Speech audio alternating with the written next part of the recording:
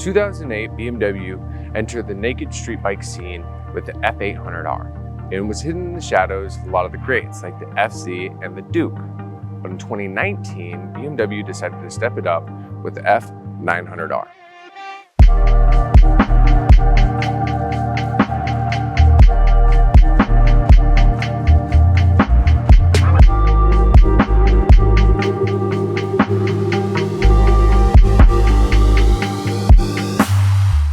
Now this is the 2024 BMW F900R. This bike comes with a water-cooled parallel twin that pushes out about 105 horsepower and 68 foot-pounds of torque. In the front, you have your basic setup. You have your USD forks and your dual caliber Brembo brakes. And in the rear, it's pretty much the same setup as every naked bike except for your hyper nakeds. It's got a twin-sided aluminum swing arm with a fully adjustable single shock.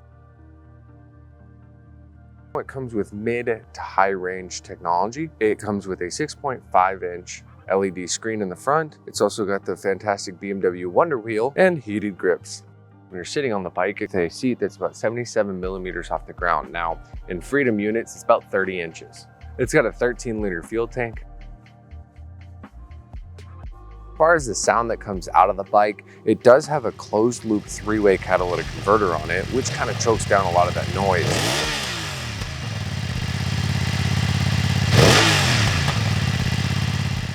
One of the most important things is the overall ride and feel of this bike. It's smooth, it's got very, very little engine vibration to it. It's got a great riding position. I feel like it's more upright and less hunched over than a lot of the naked bikes. And I understand that the idea of the naked bike was to be more of a touring bike with a sporty feel, and it keeps less pressure on your shoulders and your back straighter when you're riding this bike. I really don't get any wind exhaustion because I'm not hunched over the handlebars and being pulled back at the same time. Now, if you're trying to track the bike, one thing I will say is it comes with a really, really unique and good reacting shifting system. It does have the quick upshift and also the blipping throttle response downshift. Now, to touch back on what I said in the beginning, this bike in particular was intended on competing against the MT-09, the Duke 990, the Tiger 900, the Z900, and a few other bikes. And it's also about mid-range on the price scale, coming in about $12,000 MSRP. You've got things that push out a lot more power like the Z900 for less money. Now, does that mean it's a better bike? Well, I really wanted to find out, so I took it for a ride.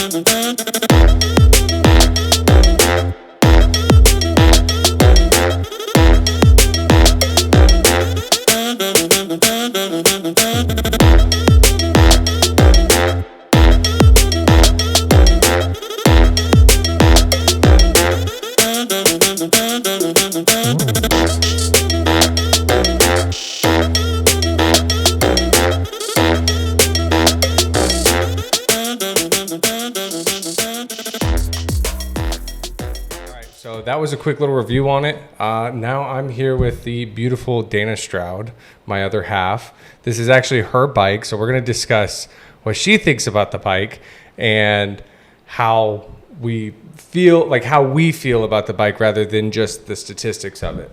So far, you've owned the bike for about a year now. It was more of a gift, so you weren't part of the financial part of it. I'll explain that part, but what do you think of your bike? Right off the bat, I can say this bike spoils you because I started out on a 2002 Ducati Monster, and it was really rough. The bike was found in a garage after a while, so yeah. Not only was it just rough because it's a Ducati Monster, but because it was stationary for so long. Yeah, so after learning on the Ducati and then getting on the BMW, the ride was so much more smooth, and it's definitely a luxury vehicle. Well, you have the anti-blip on there, the quick shift. You don't have cruise control, surprisingly. The bike doesn't come with cruise control.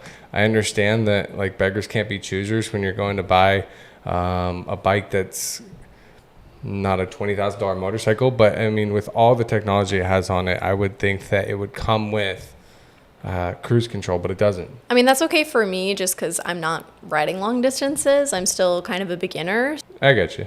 What about the ride? Like, how do you sit? Like, when you sit on it, I know it's a little different for me compared to you when you're sitting on it.